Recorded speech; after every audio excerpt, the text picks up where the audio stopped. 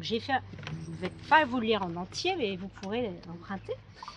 Et et mon petit texte, du coup, enfin, c'est jardin solidaire, cultiver le vivre ensemble.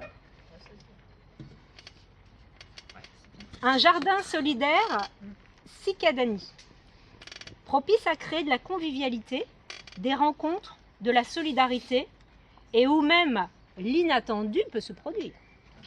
Un jardin solidaire, c'est une aventure jalonnée de petits et grands bonheurs qui nous rapprochent de l'autre.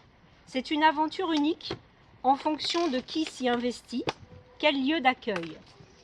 Les jardinières et les jardiniers viennent avec leurs besoins, leurs attentes, qui peuvent varier selon chacun.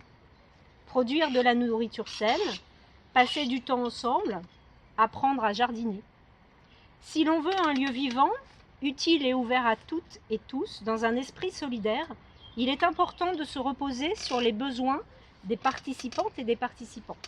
Cela nécessite de la concertation pour bien connaître les motivations et aussi l'investissement possible de chacune, selon son rythme. Il faut souvent une volonté de faire pour garder le cap, maintenir une fréquentation, entretenir le jardin, puisque l'organisation repose sur le volontariat. Conserver la cohésion du groupe n'est pas toujours facile. Des événements réguliers et festifs, comme celui-ci, permettent de motiver les personnes ou de faire connaître le jardin. N'est-ce pas, Christophe?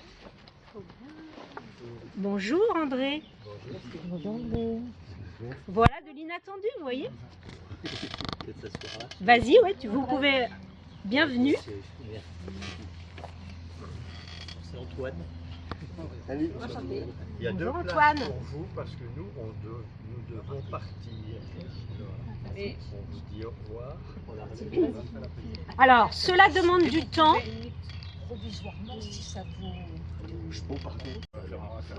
Donc, je reprenais que des événements réguliers et festifs permettent de motiver les personnes ou de faire connaître le jardin. Cela demande du temps, de l'investissement qui ne peut pas toujours reposer sur les mêmes personnes. Le groupe présente les avantages en ce qu'il permet de multiplier les énergies, de complémenter les savoir-faire, de maintenir une dynamique, mais peut amener son lot de difficultés, avis ou points de vue divergents, motivations différentes, tempéraments incompatibles. L'apprentissage de la concertation, du vivre ensemble, est une expérience enrichissante, mais pas de tourpeau. Quand des personnes se rendent au jardin pour réclamer une parcelle individuelle, il faut expliquer que le fonctionnement collectif du jardin ne permet pas toujours ce type d'attribution et parfois il faut gérer la frustration. Certaines jardiniers et jardinières viennent au jardin avec leur handicap, leurs soucis, leur fragilité, parfois avec du stress et des fois un petit peu d'agressivité et réclament de la disponibilité. Il faut anticiper ou parfois gérer des conflits. Le jardin solidaire est un outil puissant pour s'ouvrir aux autres, mais aussi s'ouvrir à soi-même. Grâce à la rencontre avec l'autre, mais aussi grâce à l'activité solitaire au jardin, il se joue des choses un peu magiques, de l'ordre de l'intime. Le jardin soigne d'une façon qu'on ne soupçonnerait pas. Il est capable d'ouvrir des blessures enfouies, de les révéler à nous-mêmes, pour en douceur les penser. Le jardin régénère. Investi dans cette belle aventure, inscrite dans ce continuum véhiculant des valeurs de tolérance et de solidarité.